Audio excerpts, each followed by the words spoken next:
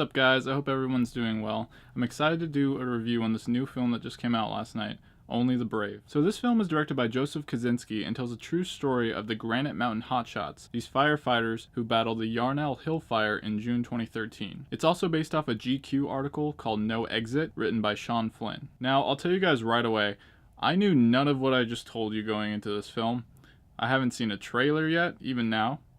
And I pretty much only knew that it had been pretty well received so far, and that it had to do with firefighters. That was enough to intrigue me. As I said in my last video, I've been going through the recent California wildfires. I live in Sonoma County, and I'm doing fine, in case you're wondering. But this definitely had me intrigued to see the movie more than anything else. So not only did I not even know what the film was about necessarily, but I didn't even know about the actual story that it's based off on and these heroes. So I'm not exactly sure if it benefits to see this movie more blind or actually to know a little bit more about it going into it. For me, since I didn't really know anything, it made it a very intriguing and powerful watch, and I was really invested the entire time. Perhaps the most difficult thing for me was really whether I knew if I could even handle the movie itself due to the subject matter. I also didn't know if it was going to be like a happy ending, like look at what all these guys did and everything was great, or if it was going to have a more tragic, dedication sort of thing.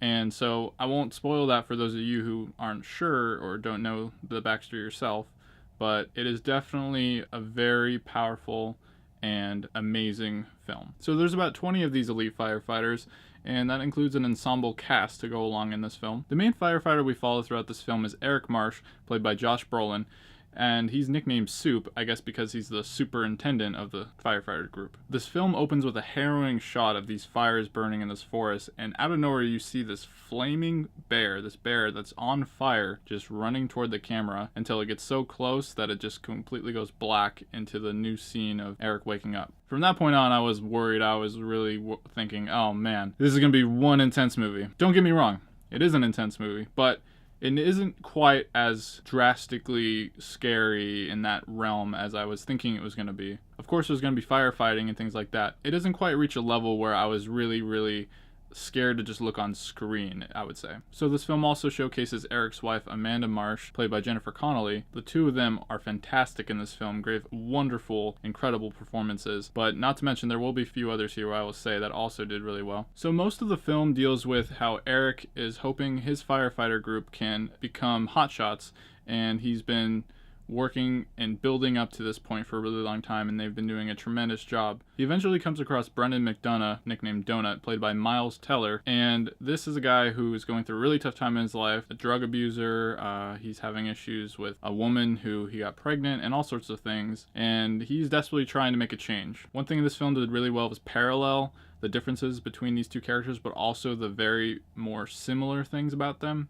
And I loved how they shadowed different things throughout the film, giving you an idea of what the characters need and what they want. This film is also shot beautifully. There's tons of really cool cinematic shots, aerial shots, things where you can really see that they made the most out of what they wanted to show here. For those of us that aren't experienced in firefighting and don't know all the terminology and certain things like that, this film definitely does a good job of kind of giving you an idea, understanding how things work. They show a lot of cool things about how firefighters use fire to fight fire. One thing I really liked was the transitions in this film. The editing is excellent, but there's so many cool moments where you're seeing something on screen and then it switches to another scene or another moment, and it's just like that, and it's really cool how they did it. If someone was sitting next to me, I'd be like, whoa, what, did you see that? That was cool. So not only is this a biographical drama with some action moments here and there, but they really tried to make an overall great film, not just about these guys, but they tried to do a lot of things that were very impressive. There's also a good amount of comedy in the film. You really get to see a lot of these characters bond, and you get to see how some of them grow throughout their relationships. There are a few other actors here I want to mention that did a great job. Taylor Kitsch as Chris McKenzie, and of course, probably the most well-known of all these people here, Jeff Bridges as Dwayne Steinbrink. Now, this film really got me invested.